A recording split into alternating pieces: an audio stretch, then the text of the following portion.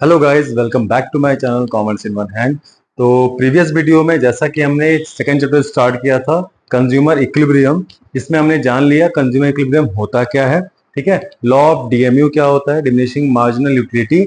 Next पढ़ा हमने कि टीयू क्या होता है, टोटल यूटिलिटी क्या होता है, मार्जिनल यूटिलिटी क्या होता है, यूटिलिटी क्या होता है, रिलेशंस क्या है उसमें। तो आगे बढ़ते हैं हम लोग नया टॉपिक के साथ, जो कि है आपका consumer equilibrium in case of single commodity, जो कि एग्जाम पॉइंट ऑफ व्यू से बहुत ही इंपॉर्टेंट है।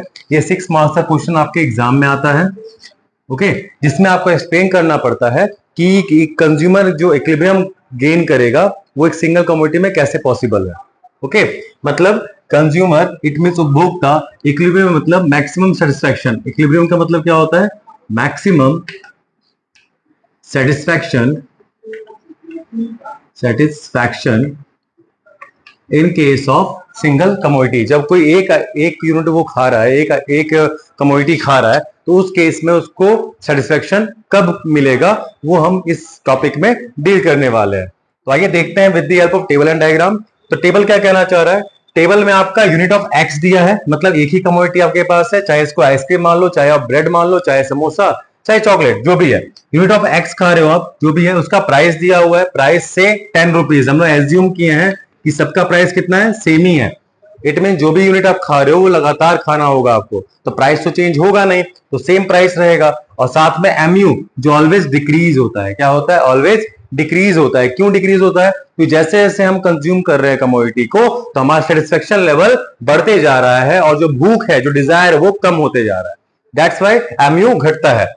तो यूनिट क्या क्या है? 1 2 3 4 5 6। ओके, यहाँ पे फॉर एग्जांपल है, प्राइस सबके सेम रहेंगे एक टाइम में, पर एमयू क्या हो रहा है? डिक्रीज हो रहा है। एमयू ऑलवेज डिक्रीज हो रहा है, और कहां तक जा रहा है? नेगेटिव तक जा रहा है। तो इसको जब हम लोग डायग्राम प्रेजेंट करेंगे, ठीक है, तब देखो कैसा होगा। प्राइस तो सेम रहेगा 10 पे, हर एक कमोडिटी का प्राइस क्या रहेगा? 10 पे फिक्स्ड हो गया, ये प्राइस है, price of x, commodity x. अगर हम लोग एमयू को ड्रॉ करते हैं, तो फर्स्ट का कितना है? 20, फर्स्ट का 20, नेक्स्ट कितना है? 16, नेक्स्ट कितना है? 10, नेक्स्ट कितना है? 4, नेक्स्ट कितना है? 4, नेक्स्ट कितना है? 0, और कितना है? माइनस। तो आपका डायग्राम कुछ ऐसा दिखेगा, ऐसा। तो ये आपका एमयू है, आपका एमयू है।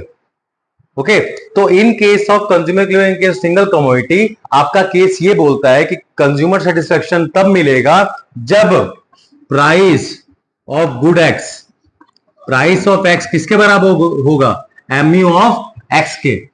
मतलब जहां पे, जिस लेवल पे प्राइस और एमयू एक जैसा होगा, जैसे कि ये पॉइंट पे, ये पॉइंट, ठीक है, ये पॉइंट, या फिर आपका ये वाला, जब वो तीसरा गुड्स कंज्यूम कर रहा है, उस केस में आपका क्या है? प्राइस और एमयू सेम है, प्राइस ऑफ एक्स बराबर एमयू ऑफ एक्स। तो इसी केस में आपका पॉइंट ऑफ सेटिटी होता है, point of satiety, it means point of satisfaction, point of maximum satisfaction. तो यही पॉइंट है, यही के पॉइंट है, जहां पे कंज्यूमर मैक्सिमम सेटिस्फैक्शन प्राप्त कर रहा है, गेन कर रहा है। Okay, thank you.